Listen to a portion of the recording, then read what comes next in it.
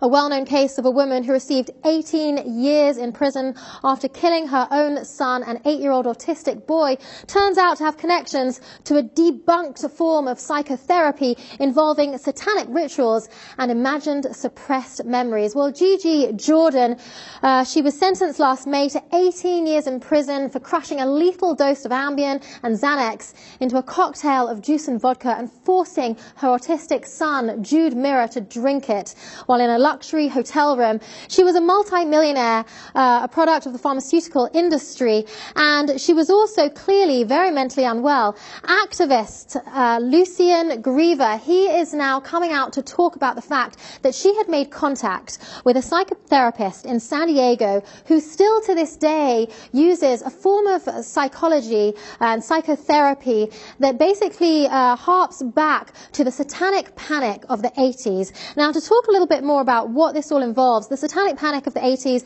it's all about allegations of sexual abuse by satanic cults. And in the 90s, it became very popular for psychotherapists to treat people, particularly women, for example, in their 50s, who were having trouble, who had some trauma, and to give them sessions that made them start to remember things that may or may not have happened in their past. And a lot of women came and said that they believed they may have been part of satanic cults in the past. These women were clearly mentally unwell. They believed that family members, particularly their fathers, for example, were abusing them using these satanic rituals. And this led to a horrific wave of prosecutions of parents.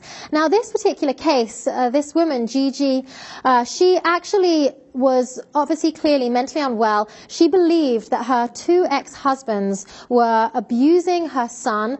They were... Both of them, not one but 2. The original boy's father and then his stepfather. She was estranged from both of them, Joe. 8 years old, and he was severely autistic, unable to speak, and she was trying to unlock the repressive memory. And I was reading a part of her defense and a part of her rationale, and she said that he was in so much pain that he was being sexually abused, forced to eat feces, all of these horrific charges against both of these men. And the reason that she killed him, according to her, was to keep him from being subject to such horrific abuse. He was basically mute. He couldn't speak. He couldn't function, highly autistic. And you're right, this crazy psychologist, psychotherapist who comes up with these wild theories. This woman, you would think that, being so wealthy, being so affluent, having access to the best doctors, she wouldn't have subscribed to some quack like this. And the problem is that this woman, along with many others in her similar position, are very vulnerable, mentally unwell, and this form of psychotherapy has been deemed to be of non-use and discredited now. And she contacted Ellen Lachter, who's a psychotherapist in San Diego, who still to this day on her website advertises that she specializes in abuse by way of intrafamilial satanic and abusive witchcraft cults, mind control programming. And women like this go to see psychotherapists like that and get brainwashed. They get suggestions that maybe something like this is happening in their own lives. And it led her to believe that her ex-husbands were abusing her son in this way. Here's a quote from her, from Gigi Jordan. She said, "I didn't see any way out of this situation. I made a decision that I was going to end my life and Jude's life." And she was found in this hotel room. She was about to take her own life and her son had already been killed. But she really claims that she did it to protect her son. Here's another quote from the activist who's now speaking up against this and against, of course, her sentencing.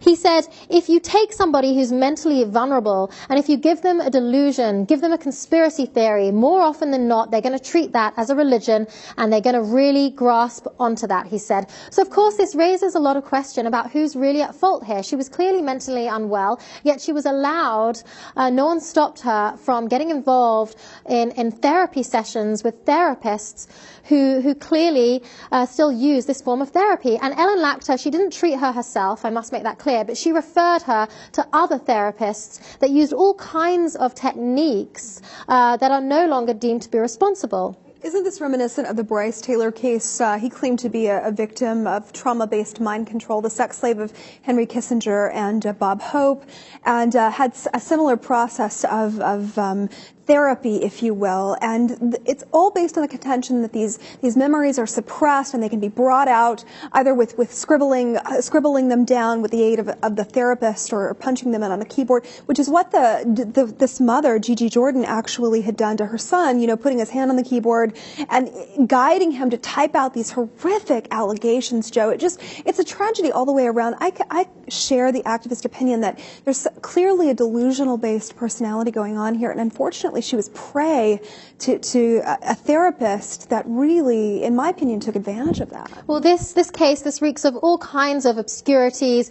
As Margaret mentions, facilitated learning, another obscure factor that comes into this case, which is really no better than a Ouija board when you have an autistic boy who can't really communicate properly, apparently typing out that his father or family members have made him drink blood and do all kinds of weird satanic rituals, but really it's the mother's hand on the boy's arm sort of encouraging him to type out these things with or without her knowledge of being conscious of what she's doing. So Gigi Jordan, 18 years in prison. This activist is speaking up about the truth really behind this case and about these psychotherapeutic practices that really, according to him, should no longer exist.